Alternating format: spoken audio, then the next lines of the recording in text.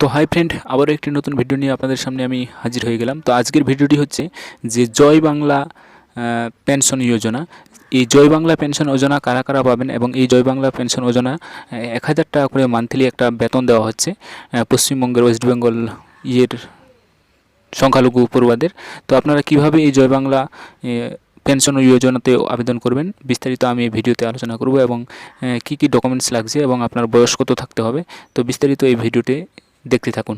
তো আমার চ্যানেলে যদি আপনি নতুন হয়ে থাকেন তো আপনার কাছে আমার একটা ছোট্ট রিকোয়েস্ট থাকছে, প্লিজ আমার চ্যানেলটাকে প্লিজ সাবস্ক্রাইব করে দেবেন এবং অল নোটিফিকেশনে ক্লিক করে দেবেন। আর যদি সাবস্ক্রাইব করা থাকে তাহলে আপনাকে অসংখ্য অসংখ্য ধন্যবাদ।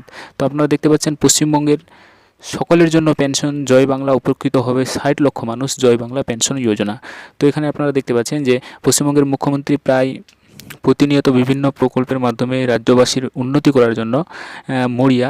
এবার সেই পদক্ষেপে আরও নতুন সংযোজন জয় বাংলা পেনশন যোজনা আমাদের রাজ্য সরকার চালু করেছে। এবার 60,000 বয়স হলে, মানে এবারে 60 বছর বয়স হলে রাজ্যের সব বাসিন্দাই জয় বাংলা প্রকল্পের অধীনে মাসিক 1000 টাকা করে পেতে পারেন। রাজ্যের 2020 এবং 2021 সালে বাজেটে এই প্রকল্পের ছাড়পত্র দেওয়া হয়েছে। কিছুদিন আগে মুখ্যমন্ত্রী ঘোষণা করেছিলেন এসসি মানে এসসি সম্প্রদায়যুক্ত 60 বছরের বেশি ব্যক্তিদের জন্য তপশিলি বন্ধু ও এসটি সম্প্রদায়যুক্ত 60 বছরের বেশি ব্যক্তিদের জন্য জয় জোহার প্রকল্প। এবার এই প্রকল্পগুলোই এই জয় বাংলার প্রকল্পের মাধ্যমে চলে আসছে।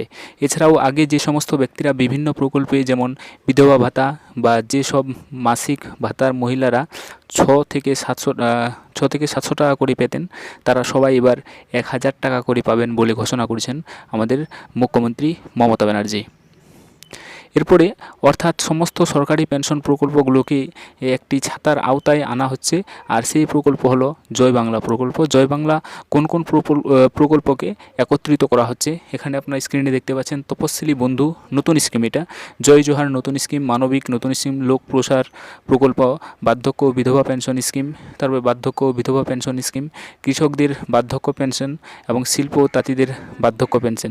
তো আগামী 1 এপ্রিল থেকে এই প্রকল্পের সুবিধা আপনারা পেয়ে যাচ্ছেন উপভোক্তারা। আর পেনশন এখনও যারা আবেদন করেননি তারা আবেদন করে নেবেন। তো পেনশনের জন্য অফলাইনের সাথে সাথে অনলাইনের মাধ্যমে আবেদন করার সুযোগ থাকছে। তো পেনশনের টাকা সরাসরি চলে যাবে মানে প্রাপকের অ্যাকাউন্টে, মানে যে আবেদন করবে। জয় বাংলা পেনশন প্রকল্পে আবেদন করার আগে কোন কোন ডকুমেন্টস প্রস্তুত করে রাখবেন আপনারা দেখতে পাচ্ছেন। পরিচয়ের প্রমাণপত্র, আধার কার্ড, ঠিকানার প্রমাণপত্র, একটা তোমার পঞ্চায়েত সার্টিফিকেট, বয়সের প্রমাণপত্র, জন্ম সার্টিফিকেট, ব্যাংক পাসবুক, ব্যাংকের একটা পাসবুক, জাতিসংঘ সংস্থাপত্র, caste certificate, OBC SC ST আপনার যা আছে, জয় বাংলা প্রকল্পের আবেদনের পত্র, এই বিভিন্ন সরকারি নির্দেশিকা। তো নির্দেশিকা নিচে দেওয়া আছে আপনারা দেখতে পাচ্ছেন। মানে বিশদে জানার জন্য যোগাযোগ করুন নিকটবর্তী বিডিও বা এসডিও অফিসে, তাহলে আপনারা ভালোভাবে বুঝতে পারবেন জিনিসটা এবং প্রকল্পটা কীভাবে মানে সার্ভিস দেওয়া হচ্ছে আপনারা ভালোভাবে জানতে পারবেন। তো আগে সব মিলিয়ে রাজ্যের মোট 20 লক্ষ মানুষ পেনশন পেতেন জয় বাংলা প্রকল্পে।